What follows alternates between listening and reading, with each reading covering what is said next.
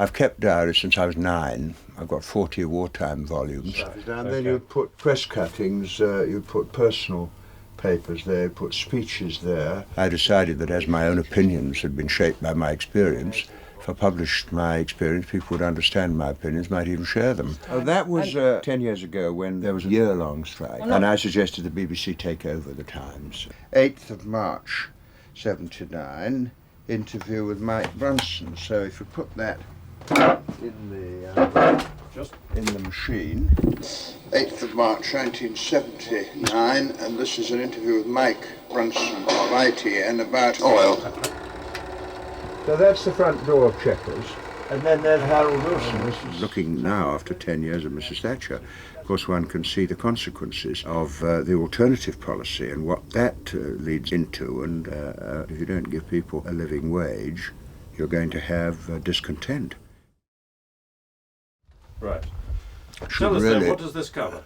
Well, this volume covers a very interesting period, the last year of Ted Heath's premiership, which ended, of course, with the miners' strike and the 3-day week, the election of the minority Labour government when I was at the Department of Industry, goes through the second election, goes through the referendum on the common market when the Cabinet decided by a majority to recommend Britain stay in, goes through that to the resignation of Harold Wilson, the election of Jim Callaghan in the contest of which I took part, and then the first 9 months, and the only diary indeed covering the first 9 months of the Callaghan period, which culminated, of course, in the IMF cuts leading to the Winter of Discontent.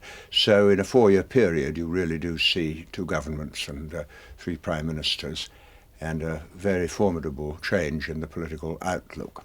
For 20 years or more, every night I've taken the documents and papers relating to the day and a very simple tape recorder and just go through the notes made at meetings, and in this way record while the memory is fresh, very fresh, sometimes done in the middle of the day if it's been an important meeting in the morning, what's happened that particular day, and that is buttressed by documents, by papers, by film, sometimes a home movie which I've taken myself, cuttings and so on, so that you can either follow a story all the way through or you can zoom in, if you like, on a particular day and blow it back to its full size. You could recreate it exactly as it happened.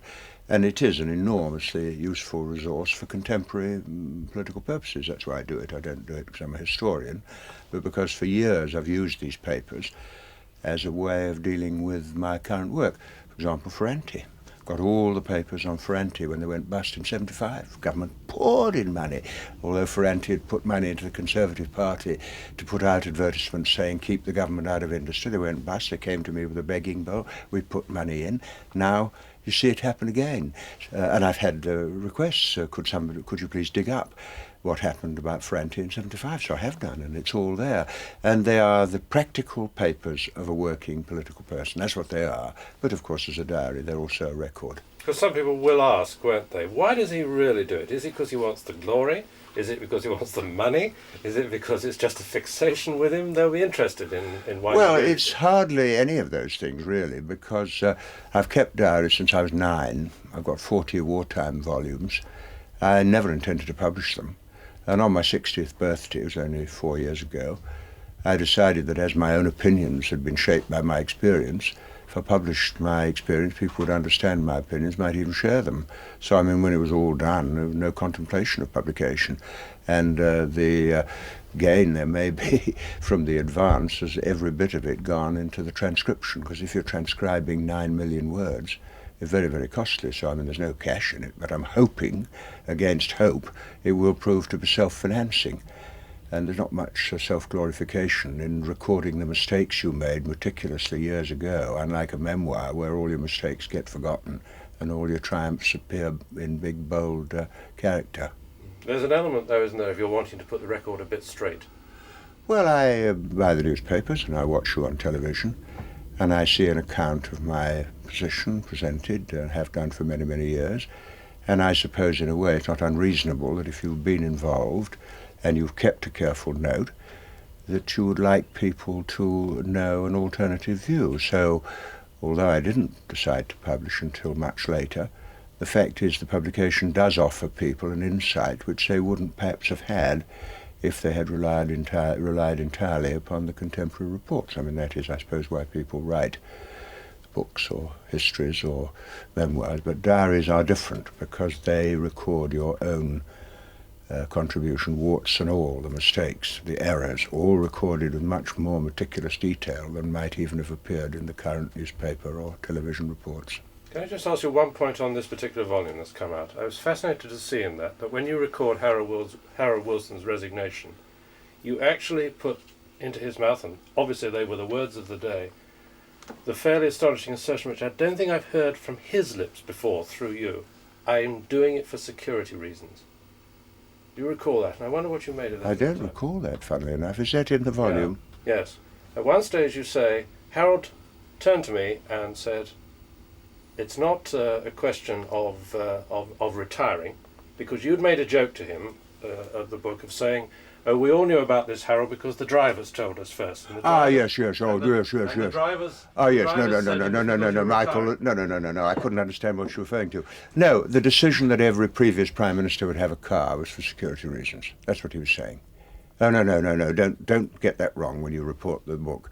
The fact is that it was Harold who introduced the scheme that every previous Prime Minister was to have a car and a driver for life. And I made a joke with him about that, and he said, it was for security reasons. Because, remember, somebody did actually try to murder Ted Heath years after he was Prime Minister. So he didn't say he resigned for that reason. He said the provision of vehicles and cars and drivers for former Prime Ministers was to protect them from the possibility. I'm glad you mentioned that, otherwise... My heart sank then. I thought what's crept into the diary. Well, but what he said was, no, I did it for security. Would you want to look at the camera or look at somewhere else? I think, no, as you would, look towards perhaps the papers. I see. Well, every night, come home, I've got all the documents relating to the work of the day. That's to say, minutes of meetings and notes I made at meetings, and before I go to bed, and sometimes in the middle of the day if it's very important, to put down from notes what happens so that it's as accurate as you can make it, and then these are subsequently typed up, and then we have the difficult task of editing, because there are 9 million words and you couldn't publish them all. So when you come to the editing process, then you have the job of cutting with integrity without destroying the balance of the argument. And that I've done for over 21 years, and I've been a diarist till right back to the war and beyond. You too. No, all right. No, because I haven't done yesterday yet, so okay. Let me, so that, what would that be? It was the 19th yesterday. Yes, a political diary, Tuesday the 19th of September, 1979. Somebody from The Guardian came along about 9 o'clock on the diaries, and then I went from there to Granada for the press showing of the second issue of the diaries, covering mainly the decline of the Labour government. And what was interesting was that it was, for the first time, people there had presented to them an alternative view of what happened over that winter, to go against the absolutely unchallenged myth that it was the trade union movement that brought down the Labour government. And it was quite interesting to see people there, many of whom, of course, had been active and involved at the time, to see to what extent that argument was able to get across. But at least it has to be challenged, and looking now, after 10 years of Mrs. Thatcher, of course one can see the consequences of the alternative policy and what that leads into, and the fact that there was a strike of ambulance drivers in 78-9, and now again, as an indication that if you don't give people a living wage, you're going to have discontent. And I think after a decade of Mrs. Thatcher, that is an interesting reflection on the continuing injustices in our society. That's what I would say. I mean, Tuesday, there we are. My TV license was due yesterday. That's something I didn't... Not a particularly thrilling day yesterday, as you'll appreciate. It's a bit incestuous to be recording what you have been recording. If it's a boring day, you don't always do it. Well, I'm in the holiday when I'm away. I just scribble a note at...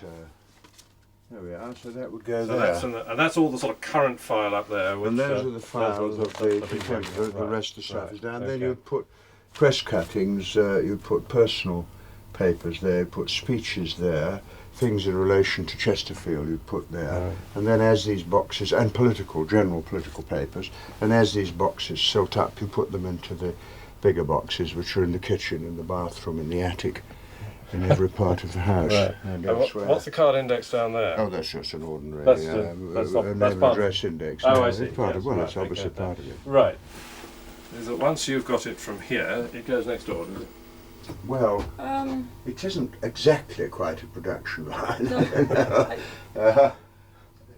11th of February 79. Anyway, let's not be too confusing. No, that's Let's right. take, Okay. I mean, this is So the let's one. just sort of talk it through. Right, Yeah. I did an interview with you 10 years ago. Well, let me just come, here we are, find the exact day. Oh gosh, it was a long It was a day. very long cabinet that day. A lot of it was to discuss the Times Yeah. strike. And I think It must have been the evening you came along then. Back to the Yes. office for an interview with Mike Brunson about the letter I issued today warning the oil companies not to sell to speculative market, deprive the home market of oil. So, yeah, that's quite. Where does that day begin, Ruth? You mark it up for me. right. Well, it's a very long day. It's must be over 4,000 words. Starts there. No, it's a Thursday. Tuesday, the 8th of March.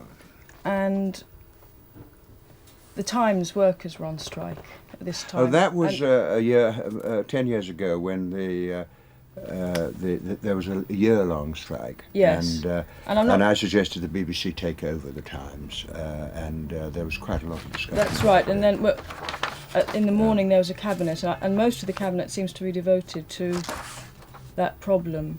Albert reported there will be a re-engagement and then a reinstatement when the Times is published. I hear from David Owen on the Vietnam War as Foreign Secretary. This is important because Jim said to you, in the light of Albert's report, it has been agreed that Tony Benn should not address the meeting of the Times employees tonight. And then if you go to the back, if you go to the very end of the day, turned on the 9 o'clock news, and there was my picture, and it said the Times workers accused the PM of preventing the Energy Secretary from attending a meeting. That won't please Jim, but it's his own bloody fault. Yeah, and half a minute now. Mike Brunson asked about the interview with him. What is the reference? Yes. Back to the office for an interview with Mike Brunson of ITN about the letter I issued today warning the oil companies that they were not to sell abroad to a speculative market and deprive the home market of oil. Sorry, we lost yes, here we go.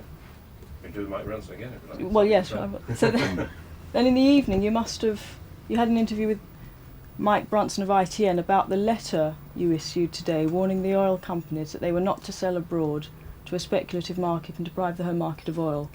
I see that was after the Shah had been overthrown and all the Iranian oil was out of the market, and therefore there was a huge increase in the spot market price, and the oil companies were just going wherever they could to pick up the biggest cash, and our domestic oil supplies were threatened.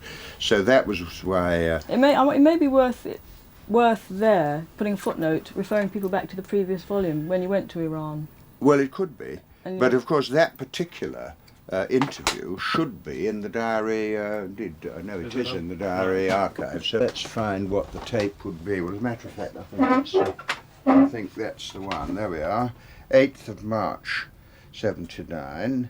Interview with Mike Brunson. So if you put that in the machine, that should be what he said. What he asked me. Where are we? What he asked me that day. And are likely to remain so to the end of the year. So there's a real shortage, there's no doubt about it. Can we cut it just for a moment there? No. Well. Now the archive 7916, evening David. And the date is the 8th of March 1979, and this is an interview with Mike Brunson of ITN about what? Oil.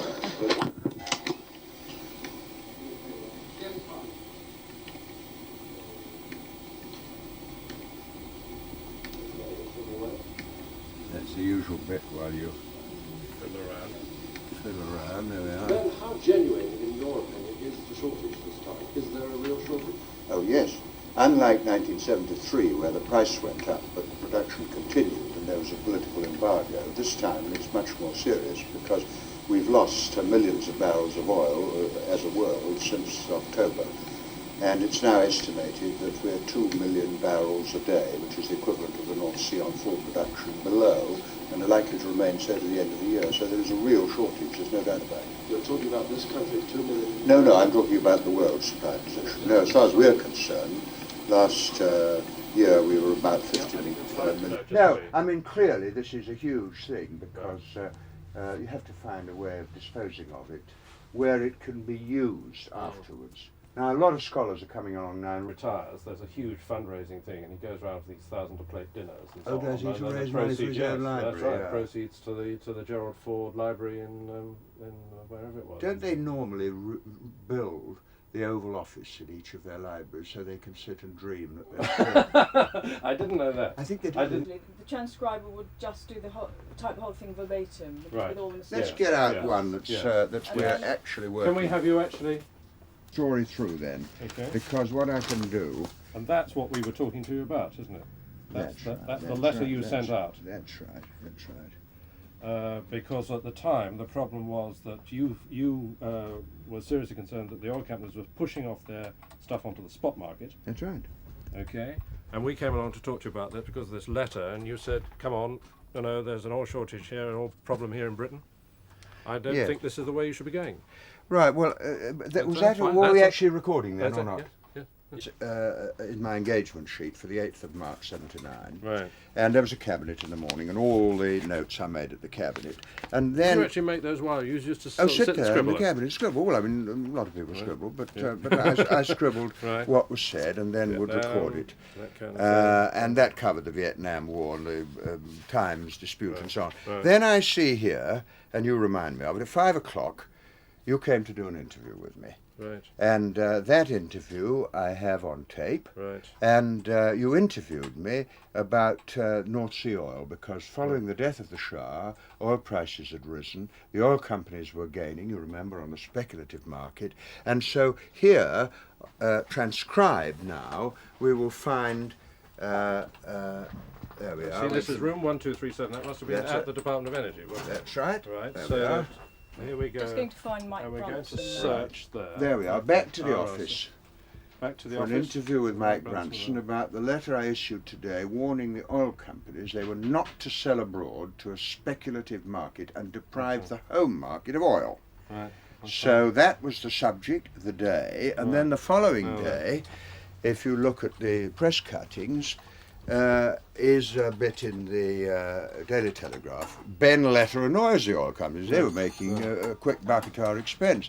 Guardian, Benn warns oil men on profiteering. So that you've then got the whole lot. thing. You've got the agenda, you've got the diary done that night, you've got the tape of the interview, you've got it in the typed up, and you've got the press report. And that's as comprehensive an account. And as we've any. also already seen, because we saw you just there at the desk, that you had actually recorded last night, that night, you'd actually put into your little machine, which we saw next door, because that's Before I went what to has been bed. scripted Before I in went there. to bed. Yeah, So it's yeah, as accurate as you can make it, but Yeah, I mean, I'm a that's human absolutely being. There right. might be a mistake, but it is an archive and not just a sort of vague memoir written years later, Right. showing how. Now, all marvellous this, of course, is now when you move on to the next sequence of the logical thing. All this is occasionally boosted by a pictorial record.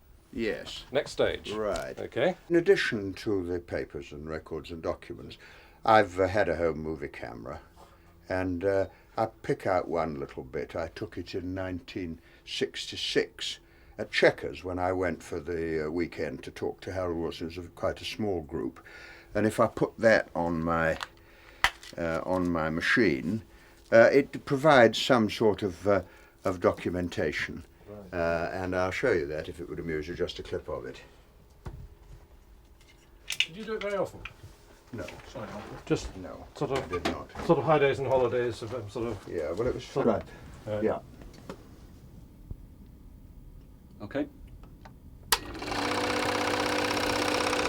Well, now, That's a picture I took at Chequers in February 1966. There's Marcia and Harold, Gerald Kaufman on the right and Judith Hart.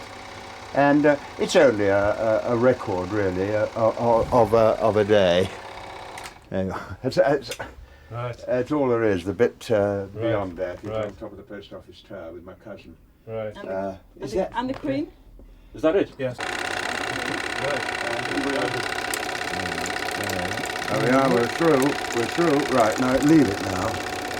Yeah, just Just run it through. Don't try and wind it. That's right. That's right. Now that's my daughter Melissa. Should we turn this light out? That's Hillary pretending to be dead. Oh my God. That's Hillary, the leader of the Ealing Council.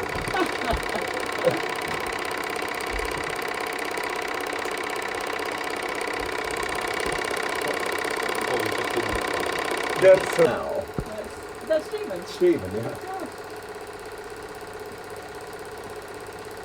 Right, start now. That's Chequers in February '66. And I went for the weekend. Oh, don't come in. Sorry. And that's a shot I took when I went for the weekend to discuss the manifesto for the 1966 general election. And you see what a beautiful house it is.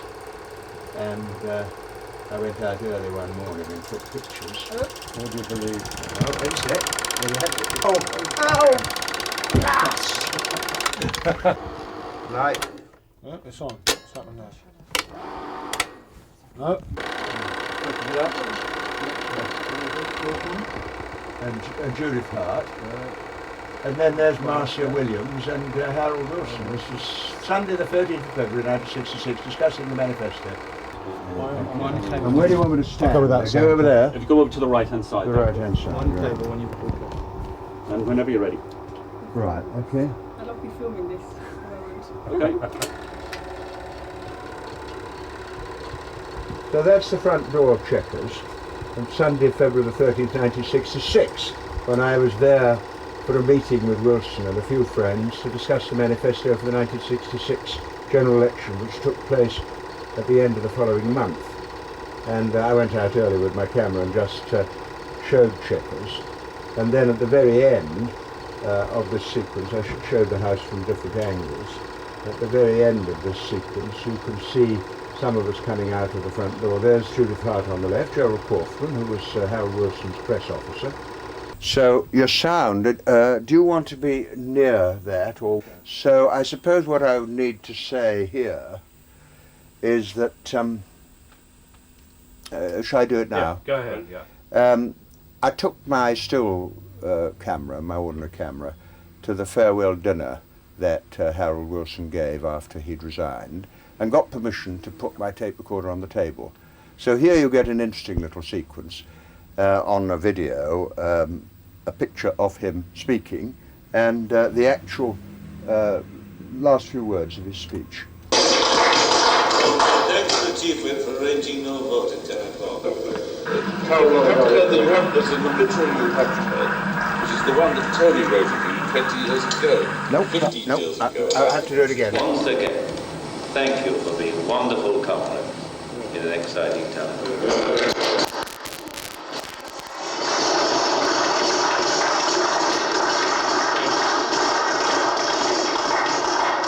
Thanks to the Chief Whip for arranging no vote at 10 o'clock. Carol, you have to hear that you have, there's an obituary you haven't heard, which is the one that Tony wrote of you 20 years ago, or 15 years ago, and I think you should hear it. It was a bit ahead of his time. No, it was ahead of his time. Come on, Tony. Well, I made the foolish mistake of telling Michael, although of course I had brought it with me. But hearing what you said tonight about nobody is popular till they're dead sent me to my filing system, because I remembered that on the 22nd of February 1965 I had a letter from the BBC. Dear Mr. Benn, I am compiling material for a 30-minute biographical programme on Mr. Harold Wilson, to be held in readiness for home service transmission in the event of Mr. Wilson's death. Obviously, said the BBC, with lack of conviction, one hopes the Prime Minister will live to render many more years of service to this country. However, Was this? Well, this is the BBC, Robert Pocock, features producer. However, as I said, in consequence of the assassination of President Kennedy, when little or no recorded material was available, we've asked Mr. Ted Heath, Mr. Joe Grimman, Mr. John Freeman and yourself to record a tribute. Well, now, those are the days before you had to ask Joe Haynes's permission to do a broadcast. And I hesitate to think what would have happened if a phone call had gone through to say the Secretary of State for Energy wishes to record an obituary to the Prime Minister. I can't imagine what he would have said to you, but it was in the good old days when we didn't have to ask. Well, I replied on the 24th of February. I must admit, I said, I'm rather reluctant to accede to this request for a number of reasons. First of all, to record it. And I must say that I imagine if the newspapers are right, that we shall be electing a senior politician, and in a few years' time we'll be looking for a younger man. And I only hope that when you stand again, you don't split the left-wing vote.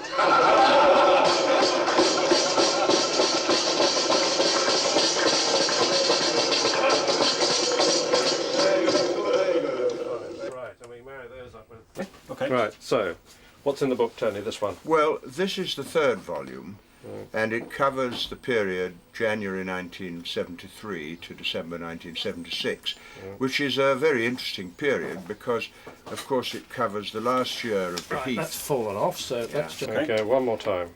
Well, this volume, the third volume, covers the period from January 1973 to December 76. That's the last year of the Heath government, the miners' strike, the election of a minority Labour government, my time at the Department of Industry. Then it goes on to the second election, the referendum on the common market, Harold Wilson's resignation, the first 6 months or 9 months of Jim Callaghan, and the cuts made by the Cabinet at the instance of the IMF. Okay, so it's a that's very fine. interesting period. Right, and then we'll just do a reverse sort of... I'm afraid he's busy right now. Can I help? Only a couple of minutes. Right, I'll tell you what, okay. just let me And we wanted out just a page turning over again? Yeah, if you can. Yeah, okay, so if you just sort of do that again, as you said to us, there it is, and it starts with the Heath government and goes all the way Yes, through, goes through the, to Harold Wilson's through to the end resignation. of the Harold Wilson And premiership. perhaps and, closing, yes, and closing the cover back again. That's it, fine. That's great.